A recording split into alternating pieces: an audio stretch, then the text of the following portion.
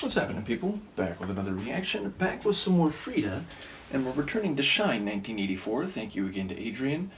And the next track is Twist in the Dark. It sounds like dancing, it sounds like motion, but in an environment that is absent light or illumination. Now, I would expect that to be more literal, but of course, all those concepts and all those phrases I just used could be figurative and about emotions or interpersonal relations. But yeah, twisting is to bend or move or to contort yourself in a less natural way. I suppose twist is also a transitive verb, so you can twist something else. But when I read the title, I'm thinking about twisting your own body, which is intransitive verb. But yes, ultimately, it sounds like dancing, it sounds like some sort of activity, but again, in a situation in which you maybe can't see everything that is being done. So I'll see what I can pick up on a first listen. This is Frida, the track is Twist in the Dark, and it's from her 1984 album, Shine.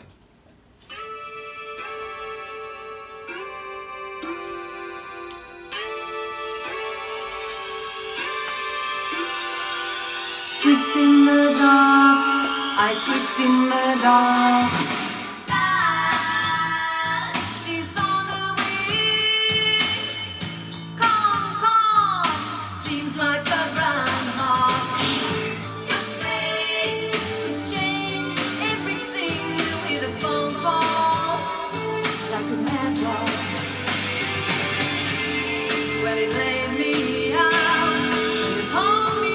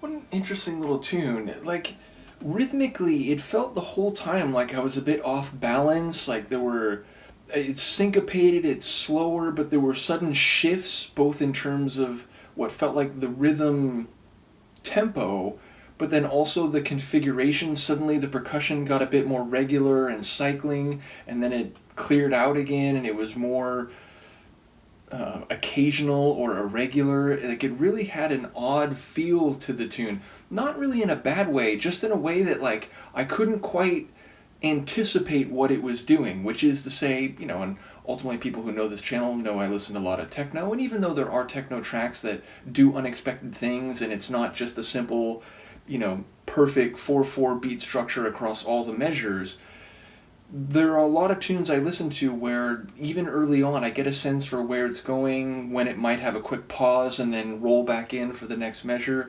The entire time with this one, I was a bit unclear of what was coming, and there were a couple moments where the like big, drum flourishes and snare rolls or fills where I didn't see it coming, and it was sort of arresting when it happened.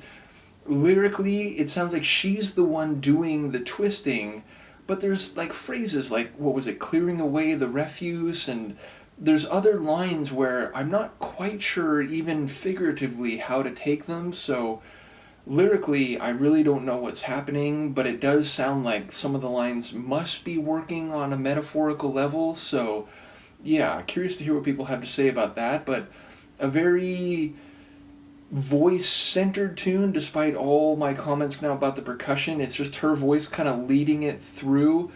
Melodically, again, not unlike with the percussion, it felt like I couldn't really get a sense for where it's going. Sometimes a melodic phrase, it'll, sort of do a certain run of notes and it'll end on a high one, and then it'll do a response to that where it does a similar run of notes and then maybe goes down, where, I'm no composer by any means. I'm not even like fully trained when it comes to chords and scales and that type of thing. But intuitively, I can get a sense sometimes for what a melody is doing. With this one, I really was surprised by a couple moments, like when it went up or when it took a turn melodically that I didn't expect. So, just a peculiar track, and again, not in a bad way, but just one where I was sort of like scratching my head and trying to figure out what was happening at a lot of the points along the way. So curious to hear what people have to say about this. Let me know, and I will see you next time. Peace.